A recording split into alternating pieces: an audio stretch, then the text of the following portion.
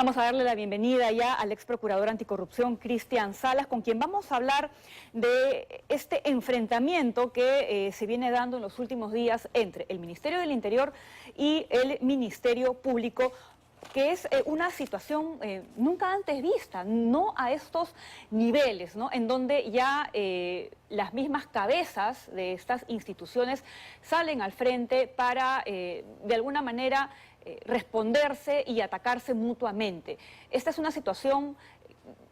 ¿Qué nos dice de cómo se encuentra el nivel de institucionalidad tanto del Ministerio Público como del Ministerio del Interior? Buenas noches, gracias por la cordial invitación. Sí, es una situación que no solo es preocupante, sino que en breve y mediano plazo va a ser pernicioso para el país, para la sociedad.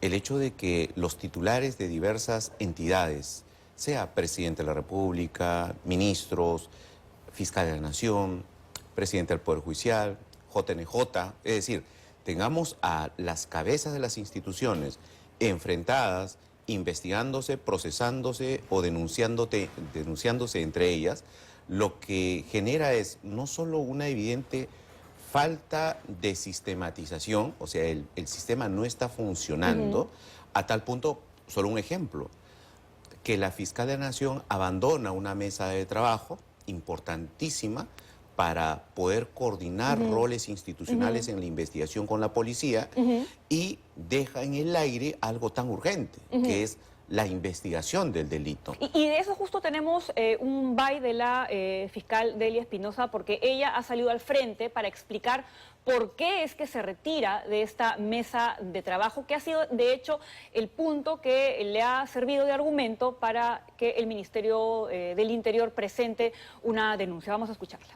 Cuando se cita esa mesa de trabajo, acudimos a través de un representante, vamos a la mesa de trabajo, pero simultáneamente también se había presentado ante el Tribunal Constitucional una demanda de inconstitucionalidad respecto de la Ley 32-130, que es la que nos despoja de nuestras atribuciones constitucionales de conducir la investigación del delito desde su inicio. Si nosotros consideramos que es inconstitucional y ya se nos admitió la demanda, no podemos nosotros avalar que se elabore un protocolo. Ahí viene un poco tal vez la trampita, que si nosotros seguimos participando y se aprueba por decreto supremo el protocolo, cuando vayamos a debatir ante el Tribunal Constitucional nos van a decir, pero no han sido congruentes. Claro. ¿Por qué? ¿Por qué participaron? ¿Por qué aprobaron el protocolo? Además, ya fue refrendado por un decreto supremo. Sí. El Poder Judicial también participa y el Poder Judicial no ha dicho nada en contra de nuestro retiro temporal. Es temporal. Acá no es definitivo. Nadie está pateando el tablero, como se ha dicho, nadie está omitiendo funciones. A ver, vamos por partes para que nuestros televidentes entiendan el contexto. La Fiscalía, el Ministerio Público, ha puesto una demanda contra la Ley 32-130 que le quita la dirección de las investigaciones a los fiscales para pasárselas a la Policía Nacional. En ese contexto se da esta mesa de trabajo denominada Protocolo de Actuación Interinstitucional de Investigación del Delito. Y lo que la fiscal está explicando, doctor, es que ellos consideran que no pueden establecer un protocolo de actuación interinstitucional porque ella considera que lo que ha sucedido con esta ley, que ella ha demandado ante el TC, es justamente un quiebre de cómo es que en realidad para ellos y constitucionalmente se deberían llevar a cabo las investigaciones. Por eso es que se retira. Y ella dice que lo que ha quedado ahí también es un equipo técnico de trabajo que técnicamente no se ha roto la conversación, no se está perdiendo la interinstitucionalidad, o sea, que sí están trabajando en conjunto. Ya, ahí hay un error de apreciación o de asesoramiento a la Fiscal de la Nación, lo que es gravísimo. El hecho de que la Fiscalía de la Nación considere que esta ley es inconstitucional no quiere decir que desde ahora no la acate. Esa ley se tiene que cumplir. O sea, hoy esa ley está vigente y las investigaciones hoy se están desarrollando a cargo de la policía en fase preliminar con la intervención de la Fiscalía. O sea, bajo ese criterio un abogado no podría decir, no, como todavía está en debate la constitucionalidad de esta ley, entonces a citación policial no voy. Es absurdo totalmente. Y aquí lo que corresponde, ¿qué cosa es? Desarrollar el protocolo con las reglas hoy vigentes, y si más adelante, que esto va a demorar, va a tomar su tiempo, el Tribunal Constitucional determina que esa ley es inconstitucional, todo lo demás queda sin efecto y se retorna al estado anterior. Eso es lo que debiera ocurrir. Pero aquí la Fiscalía de la Nación no puede simplemente decir, no acato la ley, porque la ley es la que establece la necesidad de estas coordinaciones interinstitucionales para fijar protocolos de actuación conjunta. Entonces, la Fiscalía de la Nación no puede decir, no acato porque estoy cuestionando en un procedimiento constitucional esa ley. Es imposible. Pero el retirarse de esa mesa de trabajo implica una falta a sus funciones, una omisión de sus funciones que amerite una acusación inconstitucional como la está planteando el Ministerio del Interior? Precisión, delito no veo ahí. No veo un acto delictivo, no veo un abuso de autoridad, una omisión al ejercicio funcional, pero sí hay un incumplimiento de una ley. Y esa es una falta que se le atribuye a la fiscal de la Nación. La fiscal de la Nación está obligada a cumplir la ley. Lo que el Ministerio del Interior argumenta es que el artículo 159 de la Constitución obliga a la fiscal a estar ahí sentada, y por eso es que van a presentar, lo han anunciado, de hecho todavía no han materializado ninguna acusación en su contra. No, el 159 simplemente regula de manera general los roles de las diversas instituciones, entre ellas el Ministerio Público, defensor de la legalidad, respetar y hacer respetar la ley, es general, pero lo que se está violando es la ley. La ley es la que establece, la ley que tanto cuestiona, que es la que establece la dirección de la investigación preliminar a la policía. Esa ley en su parte final establece la necesidad de que los titulares de las entidades se reúnan en esa mesa de trabajo con fines Pero tienen que ser necesariamente los titulares, o sea, la misma Delia Espinosa tiene que estar ahí sentada, porque ella ha dicho, bueno, no estoy yo, pero está mi equipo de trabajo. No, la ley lo dice. Público. La ley lo dice, y además esa mesa de trabajo requiere del titular porque se van a adoptar decisiones. Y un equipo técnico de fiscales inferiores o administrativos no puede tomar ese rol. Así de simple. La fiscal, a raíz de este caso en específico, ¿podría ser efectivamente sancionada por el Congreso de la República? Formalmente, ¿está incumpliendo un mandato legal hoy vigente? Sí. Si es que logra o no ser sancionada a nivel del Congreso de la República, créeme, Pamela, ese es un debate ya político. Tú sabes que en el Congreso, más allá del fondo, del material probatorio y demás, lo que determina es la votación. Claro, porque estaríamos hablando de una posible destitución incluso. Sí, sí. Por una situación que, bueno, descrita como la hemos descrito, en realidad, por levantarse de una mesa de trabajo no parece muy grave, pero como lo está planteando usted, es que incumplimiento de la ley. Incumplimiento de una ley vigente, ¿no?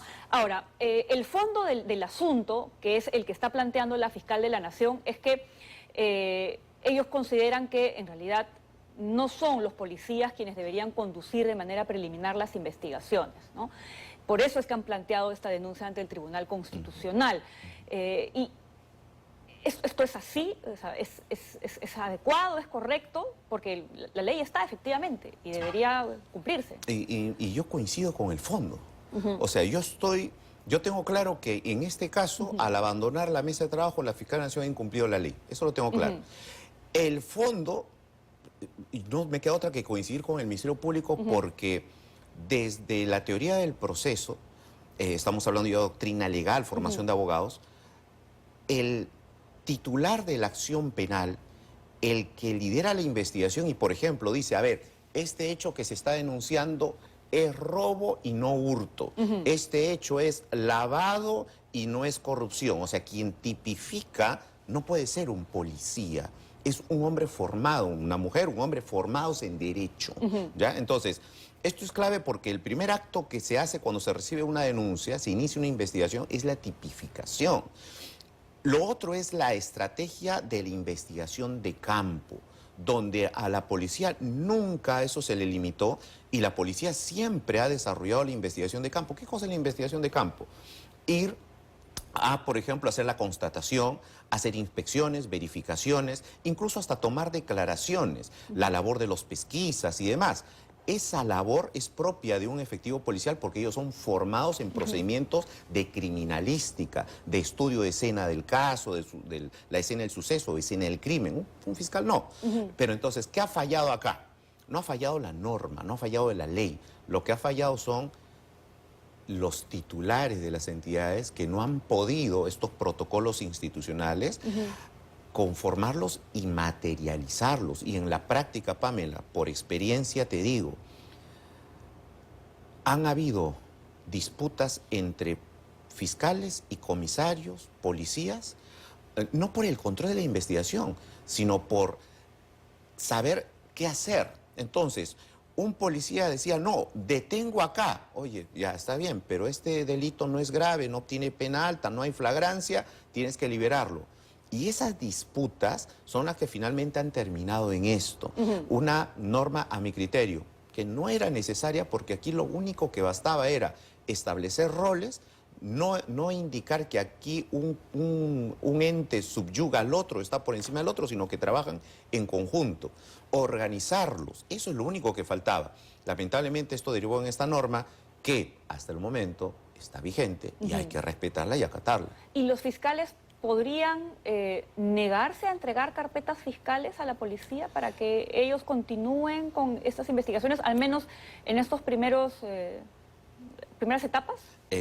Ya el Ministerio Público, apenas salió la ley, sacó un reglamento para el Ministerio Público Interno en donde, si bien, siguiendo lo que la ley dice, determina que los fiscales remitan las carpetas fiscales a los policías para que investiguen preliminarmente, les da la libertad de ellos decidir y evaluar si tienen casos complejos donde ellos deben de continuar investigando.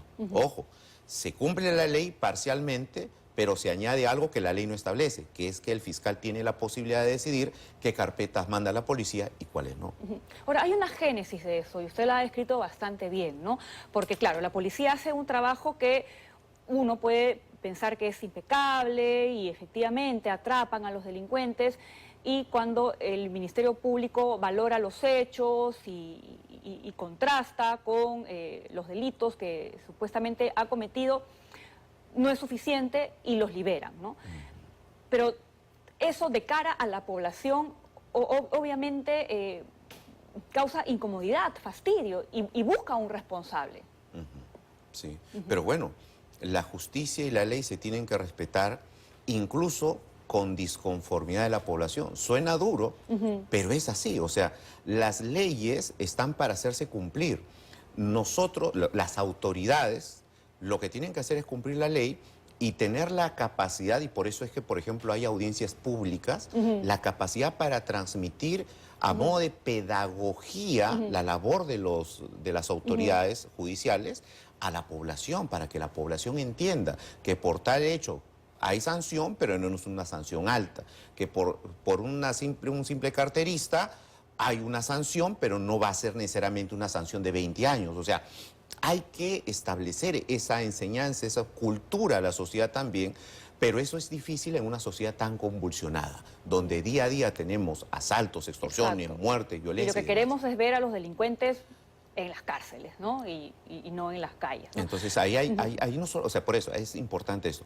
El derecho penal, la ley penal, el Código Penal no le va a solucionar a la población esos fenómenos criminales que tenemos. No, por supuesto, el tema es mucho más complejo. Pero también tenemos un tema de fondo, porque de lo que estamos hablando ahora son de los argumentos que le están sirviendo a las partes para sustentar sus peleas, ¿no? Por decirlo de alguna manera, ¿no? Y efectivamente, el ministro del Interior tiene cuestionamientos a nivel personal y tiene investigaciones en el Ministerio Público. Y esto podría llevarlo a una posible censura en el Congreso de la República. Esta mañana el Premier ha salido en su defensa. Tenemos justamente una pequeña declaración que él ha dado al respecto. Vamos a escucharlo. Consideramos que el propio ministro del Interior viene siendo objeto también de un inmerecido acoso político. No hay fin de semana que no se le dediquen programas por una o por otra razón. Las denuncias desde el Ministerio Público en contra del señor ministro del Interior también son constantes y reiterativas.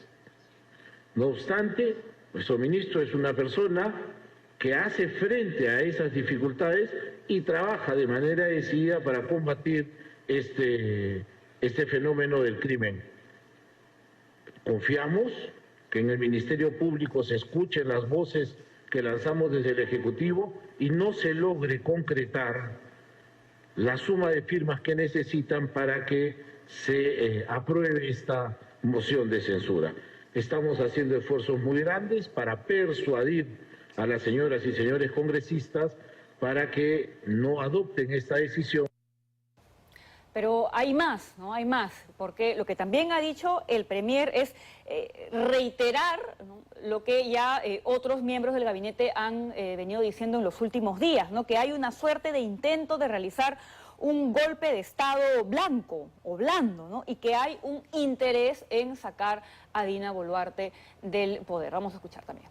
Desde un sector concreto de la prensa y desde un sector concreto del Ministerio Público, dirigir lo que se conoce como un golpe blanco.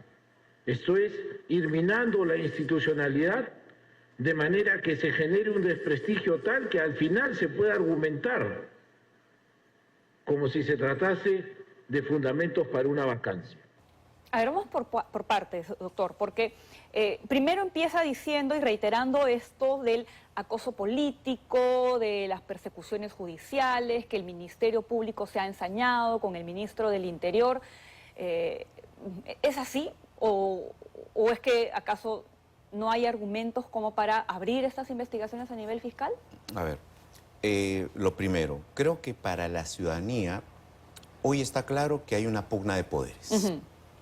Intereses particulares subalternos a lo que es realmente la lucha contra el crimen, contra la corrupción, el llegar a la verdad, lamentablemente. Y aquí, Pamela, no hay ni blancos, ni oscuros, ni buenos, ni malos. O sea, eso no, o sea, esa línea acá no está. Se están equivocando todas las autoridades, se están equivocando. Hay razones que justifican investigaciones contra los ministros o el ministro del Interior. Hay razones y se debe de investigar, sí. La Fiscalía se está equivocando al mediatizar el caso, al dar declaraciones, al señalar que el factor sorpresa se perdió en el allanamiento porque la prensa filtró información. Se está equivocando, también se está equivocando. Pero algo que no debe hacer el Ejecutivo nunca, y eso lo he mantenido yo desde la época de Vizcarra, Pedro Castillo, los ministros no son abogados, ni del presidente ni de entre ellos. O sea, ¿qué hace el primer ministro cuestionando investigaciones penales a cargo de un órgano constitucionalmente autónomo, tratando de defender o victimizar a un investigado, a un ministro investigado en cargo? ¿Qué hace? Eso es politizar la investigación. Así como cuando la Fiscalía filtra información de esos casos, politiza también las investigaciones. En este caso, el Ejecutivo, ni la Presidenta ni los ministros tienen por qué intervenir en una investigación en marcha. Eso es un craso error. Aquí hay un acoso, hay un buscar derrocar a Dina Boluarte o debilitar su gobierno, seguramente, porque las investigaciones contra políticos son aprovechadas por diversos sectores políticos, sea para atacar o victimizarse. Hay una lucha de poderes de atrás, pero hay que, dentro de lo más objetivo posible, hay que ver los roles. Al primer ministro no le corresponde abogar por un ministro en ejercicio que está siendo legítimamente investigado. No le corresponde.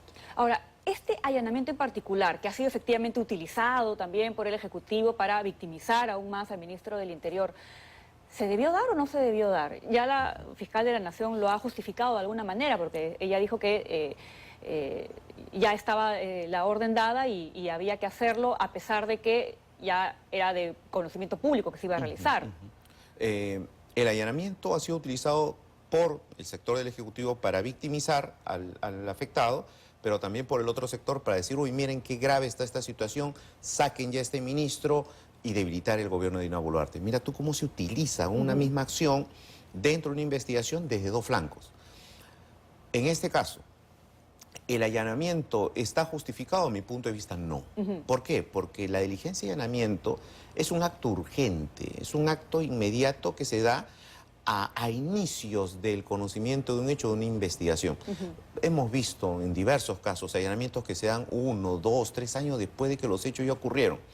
Y aquí en este caso, el allanamiento no tiene sentido porque el hecho que es materia de indagación es de antigua data y todo investigado, sobre todo tratándose de un ministro, su caso está todo mediatizado, tiene una asesoría legal y todo abogado especialista en este tipo de casos, lo primero que le dice a su patrocinado es: tú estás ya con tus comunicaciones intervenidas y prepárate que en cualquier momento te llega una incautación o allanamiento.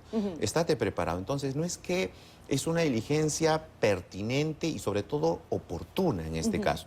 Más aún cuando el delito es pequeño, es un delito que tiene creo que una sanción menor, hasta 4 años. O sea, no estamos hablando de un caso de colusión. Estamos hablando del caso de abuso de autoridad. De abuso de autoridad. O sea, no le veo el sentido. Tanto así que no he encontrado nada relevante en la diligencia. Bueno, justamente porque ha pasado tiempo y el ministro también ha tenido oportunidad seguramente de guardar aquello que él no quiere que se encuentre, ¿no? Eso no lo sabemos, lo estamos suponiendo, pero la clave es el tiempo. Estaba avisado desde el viernes, ¿no? Pudo haber tomado ya sus precauciones, ¿no? Podríamos suponer pero además, eso, pero porque hay que tomar en cuenta también cuál ha sido la actitud del ministro en este caso, que usted mismo dice, es un caso pequeño, que las sanciones no son de más de 4 años, pero, a ver, si no ha querido entregar la información de su equipo, si no se ha querido presentar a el peritaje de su voz, entonces, ¿con qué herramientas va a investigar el Ministerio Público? Sí, pues, pero eso tendría que responderlo el allanamiento. ¿Y el allanamiento qué quería encontrar?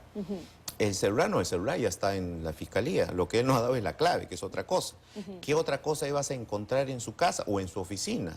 En concreto en relación a ese hecho de abuso de autoridad. Nada. Entonces era una diligencia realmente innecesaria y que la propia Fiscalía de la Nación dice, bueno, al final no tuvo ningún resultado. Ahora, estamos partiendo de un caso de abuso de autoridad, ¿no? Y por abuso de autoridad siempre terminan denunciando a muchos funcionarios públicos, ¿no? Sí. Pero el asunto es que cuando el fiscal va investigando y va recopilando información y va hablando con testigos, va encontrando presuntas pruebas de otros delitos, ¿no? Y ahí tenemos, por ejemplo, estos presuntos testigos que aseguran que cuando él era abogado litigante, habría coimeado a fiscales y jueces, ¿no? Entonces, no solamente estamos hablando de un caso de abuso de autoridad, estamos hablando de la posibilidad de otros delitos también. Qué importante ese dato. ¿Cuál es el procedimiento? Porque para eso hay un procedimiento.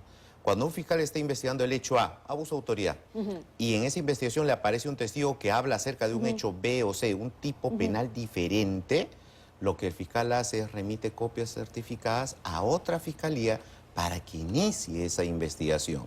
Pero él mismo no puede desarrollar actos de investigación, sea porque es un delito de ajena competencia, es otra especialidad. Entonces aquí lo que correspondería era de frente, que se abran otras carpetas por los delitos que pueden surgir, que puede ser corrupción, colusión, negociación incompatible. Aunque solamente se tengan declaraciones de testigos. Claro, porque es un dicho, igual que una denuncia. Una denuncia siempre es un dicho y se inicia una investigación. En este caso igual, me llega la declaración, es un dicho, remito de inmediato para que sigan investigando. Porque son hechos ajenos al caso concreto de abuso de autoridad. Bien, vamos a estar pendientes de cómo se desarrolla eso, ¿no? Se supone que el ministro tendría que regresar a nuestro país el día domingo y seguramente tendrá bastante que decir de esta situación. Pero hay otro tema que también nos gustaría conversar con usted, doctor, y es que se ha presentado una moción para que se declare al Tren de Aragua una organización terrorista transnacional, ¿no? Y buscar de alguna manera la colaboración con otros países en donde esta fuerza, esta banda criminal ha actuado, ya ha penetrado, ¿no? Estamos hablando de Chile, de Argentina, de Bolivia, de Ecuador, para que también se unan en esta declaratoria. Y lo que yo quería saber, quería consultarles, ¿de qué sirve, no? O sea, ¿de qué sirve declarar de esta manera como una organización terrorista transnacional al Tren de Aragua? Esa es la pregunta en realidad, ¿para qué, no? Si este proyecto, lo he revisado en su integridad, si esta propuesta legislativa fuera solo declarativa, simbólica, no serviría para nada.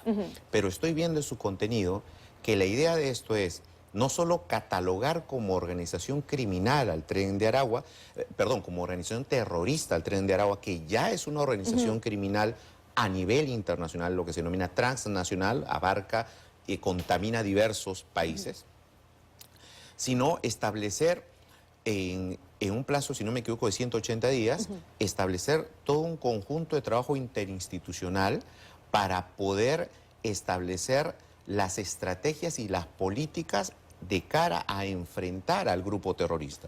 Y esto sí es importante, ¿por qué? Porque no es lo mismo desarrollar un trabajo de procesamiento penal frente a una organización de extorsionadores o de secuestradores que ya tratarlos bajo el marco legal de terrorismo.